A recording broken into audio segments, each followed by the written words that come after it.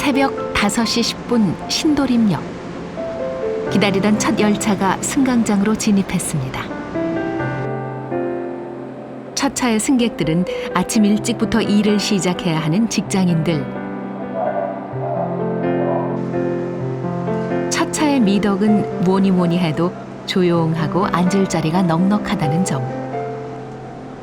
덜 깬 잠을 보충하는 데도 제격이죠. 첫 차의 손님들은 어떤 분들일까요? 대부분 보면 경비하시는 분이나 청소하시는 분들이 아마 거의 한 70% 내지 80%를 이용한다고 봅니다. 업이 보안업이다 보니까 남들보다 먼저 출근해야 되고 늦게 퇴근해야 되는 일이기 때문에 약간 저 스포츠센터에서 셔틀버스 운전하고 있거든요. 보통 사람들보다 훨씬 일찍 하루를 시작하는 사람들. 첫 차를 이용하는 소감은 어떤지 궁금합니다. 첫 차를 이용하는 사람들을 보면 항상 부지런한 면을 볼 수 있고 또 우리나라가 이렇게 부지런한 나라라는 것을 느낄 수가 있습니다. 남들은 9시 출근하는 사람도 있는데 좀 남들 자는 시간에 일찍 일어나서 먼저 나가니까 좀 안타까워 보이긴 하고. 새벽에 다니는 사람들은 전부 저 같은 사람이 많아요. 저들째 근무들이. 그래서 그거 보면은 좀 먹고 살기가 좀 힘들구나 생각이 들더라고요. 새벽 6시 신도림역 출입구. 무료로 배포되는 지하철 신문들이 하나 둘 모여들기 시작합니다.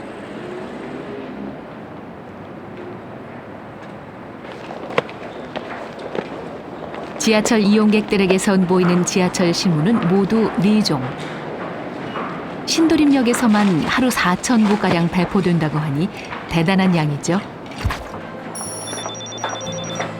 아침 7시 인천, 부천, 수원 등 인근 수도권에서 서울로 출근하려는 직장인들이 신도림역으로 서서히 몰려듭니다.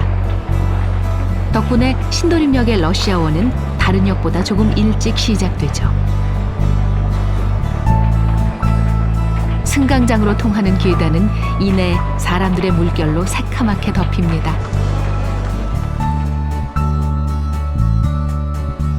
신도림역을 이용하는 승객은 하루 50만 명. 바로 이 시간이 하루 중 가장 바쁜 순간입니다. 얼핏 수많은 인파 때문에 안전사고라도 일어날 것 같지만 그런 일은 드뭅니다. 혼잡한 가운데서도 오랜 기간 지하철을 이용하면서 형성된 보이지 않는 질서가 작용하기 때문입니다. 우리 신도림역 하면은 걸어가는지 밀려가는지 알 수 없을 만큼 혼잡할 때가 많이 있습니다. 그런데 신기하게도 사건 사고 없이 출근하고 또 퇴근하고 하는 모습을 보면은 그나마 시민들 사이에 보이지 않는 질서가 있다고 생각이 됩니다. 한때 지하철이 지옥철이라는 오명을 쓰던 때가 있었습니다. 이곳 신도림역도 대표적인 지옥철 가운데 하나였죠. 지금은 비록 혼잡함은 있어도 나름 견딜만한 여유가 있어 보입니다. 배차 간격을 2분 30초로 줄이고 예비 차량까지 투입하면서 사정이 한결 나아진 결과라고 하지만 더 중요한 건 10,000원 지하철을 감수하면서 승객들이 갖게 된 마음의 여유일 겁니다. 일종의 내공이랄까요? 그냥 가는 거죠. 뭐.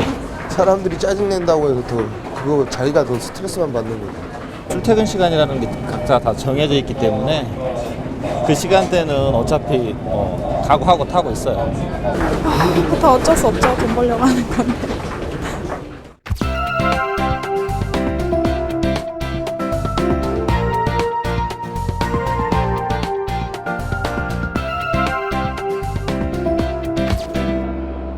출근 시간을 벗어나자 사람들로 밀리던 객차 안은 겨우 한숨을 돌립니다.